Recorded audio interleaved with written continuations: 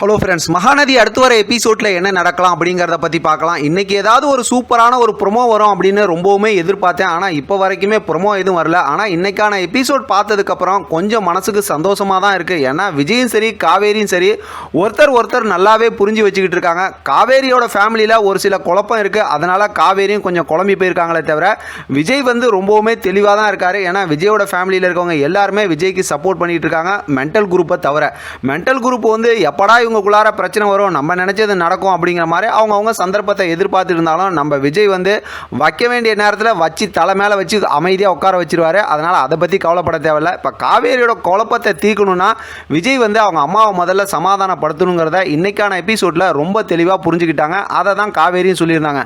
ஆனால் காவேரிக்கு கூடவே இருக்க இன்னொரு பெரிய பிரச்சனை என்னன்னா, அதை தான் நிவின் சொல்ல வந்தார். விஜய் கோவத்தில் அதை கேட்கலன்னு வச்சிங்களேன். இப்போ நம்ம அது சம்மந்தமாக பேச வேணாம். அதாவது வெண்ணிலாவோட கேரக்டர் வீட்டில் இருக்கிறதுனால தான் இப்போ காவேரி கொஞ்சம் டிஸ்டர்பாக இருக்காங்க அப்படிங்கிறது இன்றைக்கான எபிசோடில் கொஞ்சம் பேசினாங்க. அதையுமே விஜய் புரிஞ்சுக்கிட்டாரு. போக போக அதுவுமே சரி பண்ணி தருவார். அதனால தான் நமக்கு ஏற்கனவே ஷூட்டிங் ஸ்பாட் ஏரியாவில் சூப்பரான ஒரு ஃபோட்டோ காட்டியிருந்தாங்க.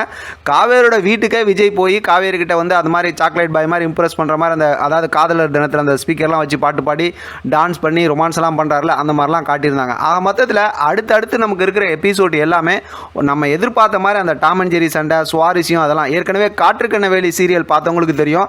நம்ம விஜய் வெண்ணிலா கிட்ட பயங்கர காமெடி பண்ணிட்டு இந்த மாதிரி டாம் அண்ட் ஜெரி பண்ணிட்டு இருப்பாரு. அந்த அதாவது அந்த சீரியல் செம்ம ஹிட் ஆனதுக்கு காரணமே அதுதான் கூட சொல்லலாம். அப்படி ஒரு இன்ட்ரெஸ்டிங்காக சூப்பராக போய்கிட்டு இருந்த சீரியல். ஆனால் கடைசியில் ரொம்ப சொதப்பலாக டக்குன்னு முடிச்சிட்டாங்க. அது வேற கதைன்னு வச்சிங்கன்னா, அந்த மாதிரி நம்ம விஜயை பொறுத்த வரைக்கும் அந்த மாதிரி ஒரு மூமெண்ட்லாம் செம்மையாக என்ஜாய் பண்ணி பண்ணுவார். அதனால் அது பார்க்குறதுக்கும் செம்ம சுவாரஸ்யமாக இருக்கும். அதனால் இன்றைக்கான எபிசோட் பார்த்ததுக்கப்புறம் நான் சந்தோஷமாக இருக்கிறேன் அப்படிங்கிற மாதிரி கொஞ்சம் ரிலாக்ஸாக இருக்கிறேங்கிற மாதிரி நான் ஃபீல் பண்ணுறேன்.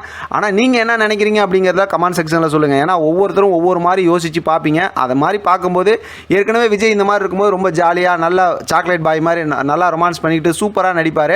அதனால் அடுத்தடுத்து இருக்க கதைலாம் நம்மளை சந்தோஷப்படுத்துகிற மாதிரி இருக்கும். இடையில இந்த மென்டல் குரூப் ஏதாவது பிளான் பண்ணுவாங்க. ஆனால் விஜய் ஒரு அடியை போட்டு உட்கார வச்சிருவார். அதனால் பெருசாக எதுவும் பயப்பட தேவையில்லை. அதை தான் ஏற்கனவே பிரவீன் சாரும் சொல்லியிருந்தார்ல டேரக்டர், நீங்கள் திகட்ட இனிமேல் விஜய் காவேரியோட லவ் இருக்குங்கிற மாதிரிலாம் சொல்லியிருந்தாங்களா. அதனால் இது மாதிரியே ஸ்டோரியை கொண்டு போங்கப்பா.